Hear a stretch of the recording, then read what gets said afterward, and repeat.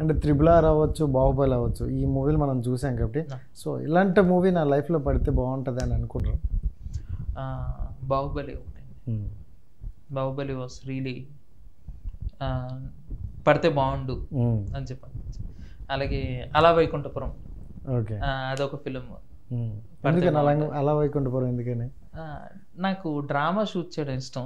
Okay, రీసెంట్గా త్రివిక్రమ్ గారు కూడా కలిసినప్పుడు అదే ఎప్పటి నుంచో తెలుసు త్రివిక్రమ్. చూస్తున్నాను అన్ని థ్రిల్లరు యాక్షన్, నీకు ఇష్టమా అవే వస్తున్నాయా అని చెప్పి. అంటే అలా కాదు సార్, అది మేబీ అది ప్రో అయిపోయినామో, అందుకని అవి వస్తున్నాయి, అవి చేస్తున్నాను. బట్ ఇష్టం అంటే అది చేస్తే తప్ప తెలీదు, అదేనా నా ఇష్టం లేదని. బట్ చూడటానికి డ్రామా నాకు చాలా ఇష్టం అండి. ఒక డ్రామా షూట్ చేయాలని ఉంది అని చెప్పి. సో త్రివిక్రమ్ గారి కైండ్ ఆఫ్ డ్రామా ఉంటుంది కదా, ఆ కైండ్ ఆఫ్ డ్రామా